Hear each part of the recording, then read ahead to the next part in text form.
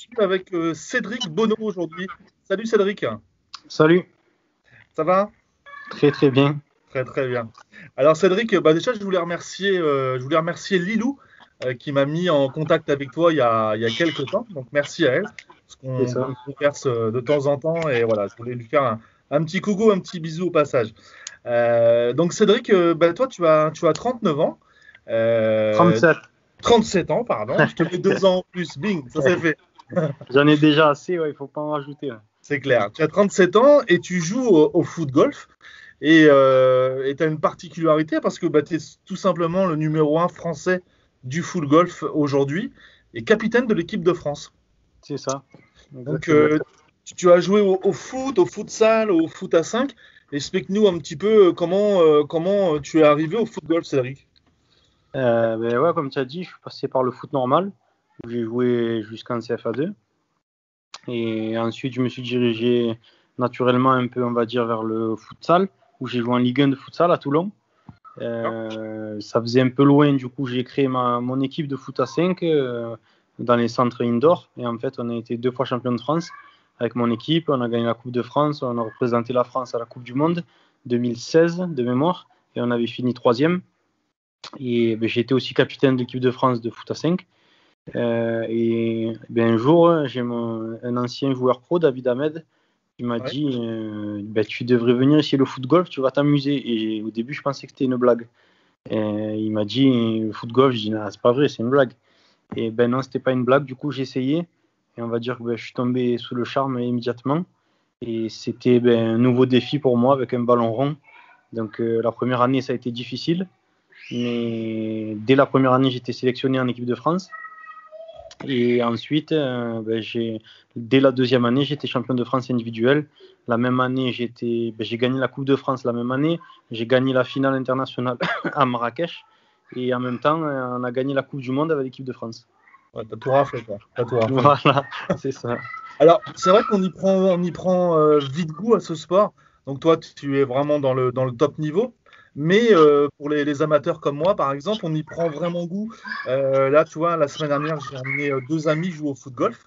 Un pote qui joue au foot comme ça, et par contre un gardien de foot professionnel, Franck Mhm, Lostis, qui joue à Orléans, qui est mhm. passé par Amiens, Monaco. Et il a kiffé, quoi. Il m'a dit, Ah ben, ah, j'adore.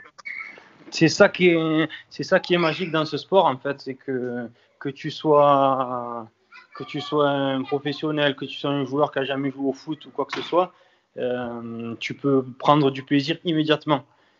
C'est pas comme au foot ou c'est pas comme au golf. C'est beaucoup plus accessible à tous et il n'y a pas de conditions physiques qui sont requises. Donc, comme on dit, et comme tu as dit tout à l'heure, bon, moi je suis dans le haut niveau, je cherche la performance, mais après c'est accessible à tous ceux qui veulent s'amuser et on peut passer un très agréable moment. Alors toi, comme je disais tout à l'heure, donc tu es dans le haut niveau, là, numéro un français, entre autres. Tous les jours, tu t'entraînes, j'imagine, ou quasiment. Pas tous les jours, mais ouais, on peut dire 3-4 fois par semaine, plus le week-end à partir. Là, par exemple, je reviens de Slovaquie. J'ai Oui. été à l'Open de Slovaquie qui a duré 2-3 jours. Et voilà, ça prend du temps. Mais voilà, il faut passer du temps pour être performant, quoi. Alors c'est ton club tu as des partenaires ou c'est ton club qui, là, tu me parlais de Slovaquie, donc c'est quand même un voyage assez long. Il y a l'avion, l'hôtel, etc. Ah oui, oui, il y a Ça se beaucoup passe un de petit peu. frais. Ben, j'ai la chance d'avoir beaucoup de sponsors qui m'aident parce D'accord. que sinon, personne t'aide. Que ce soit la fédération, que ce soit le club, parce que les moyens ne sont pas illimités et chacun a des objectifs différents. Donc moi, j'ai mes propres objectifs et du coup, j'essaye d'avoir les partenaires pour avoir les moyens d'atteindre mes objectifs. Donc c'est vrai que cette année, même après cette période Covid, j'ai vraiment beaucoup de sponsors qui me font confiance, qui sentent que je suis motivé et du coup, ils m'ont filé un sacré coup de pouce. D'accord. En Slovaquie, donc c'est tout récent, tout frais. Le résultat un petit peu décevant de ton côté ou pas? Ouais, c'est difficile à expliquer, mais ouais, en fait, quand je vais quelque part, c'est pour gagner. Donc, quand tu gagnes pas, ben, il y a un peu de déception, mais au final, c'est un tournoi où il y avait près de 140 joueurs. Tu avais pas mal des meilleurs joueurs mondiaux. Tu avais les 15 premières places qui étaient payées. Donc, moi, D'accord. minimum, c'était d'être dans les 15 premiers, mais avec l'objectif de le remporter. Donc c'est clair que je finis 6e. En soi, c'est quand même satisfaisant, mais je veux plus que ça. Donc, il va falloir s'entraîner encore. J'ai manqué ma première journée, malheureusement, parce que je ne l'ai pas abordé comme il fallait. Et j'ai réussi à rectifier le tir dès la deuxième pour justement finir à cette 6e place. Alors, on parlait de capitaine de l'équipe de France. C'est au niveau Europe et mondial pour les personnes qui vont voir cette vidéo. Tu te situes à quel classement du coup? Je me situe à quel classement au niveau mondial? Ouais. C'est très difficile à dire parce que pas tout le monde fait toutes les mêmes compétitions. Mais voilà, la seule année où j'ai joué le World Tour championnat du monde entièrement, j'ai fini à la 5e position. Donc j'ai fini 5e du championnat du monde. Voilà, après, je suis meilleur que quand j'ai fini 5e. Mais voilà, le niveau il monte sans cesse, donc c'est très difficile de se placer. Mais sans se faire d'idées, mon objectif c'est d'être le meilleur. Donc la réponse, on va l'avoir d'ici quelques mois, après plusieurs compétitions. Mais voilà, mon objectif c'est d'être le meilleur possible. Il y a beaucoup d'anciens joueurs, enfin en tout cas de plus en plus, de joueurs professionnels qui s'y mettent. On pense à Kamel Meriem, qui a un très bon niveau. Kevin Lefebvre aussi, qui arrive tout doucement, qui est le meilleur buteur de national de tout temps, et qui arrive qui arrive en force. Et il faut avoir une grosse maîtrise technique, il faut être très fort mentalement au foot golf, être précis dans ses dosages, les trajectoires. Est-ce que quand tu as un gros passé de joueur, voilà, on parle de Kamel Meriem, qui a quand même été un très très gros joueur de Ligue 1, est-ce qu'il a un réel avantage pour commencer dans ce sport ou pas? Oui, il y a clairement un avantage, mais voilà, il ne faut pas tout confondre. C'est pas parce qu'on a été joueur pro qu'on va être immédiatement efficace au foot golf. Parce que moi, notamment, j'ai reçu plein de joueurs de l'OM de cette année-là, comme Payet, Sanson, Germain. J'ai reçu Mamadou Niang, Anthony Le Tallec. Voilà, j'ai reçu pas mal de joueurs qui sont en activité encore et qui ont eu des difficultés parce que c'est autre chose. Ça reste des frappes de balle. Donc, effectivement, dans les frappes de balle, il va avoir un avantage parce qu'ils sont précis, ils ont de la puissance.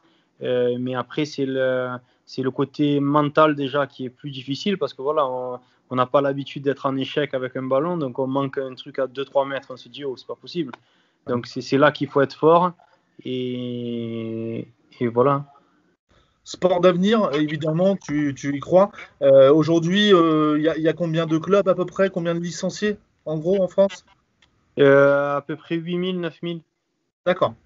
Et pour toi, c'est un réel sport d'avenir où là, on arrive à saturation ou non? C'est en pleine expansion, ce sport. Ah non, c'est en pleine expansion. Moi, je vois sur le parcours d'Aix que je gère là, ici, il y a de plus en plus de demandes. C'est un sport, les gens justement après Covid, là, on a envie de respirer. Donc c'est un sport qu'on fait à l'air libre, qui est ludique.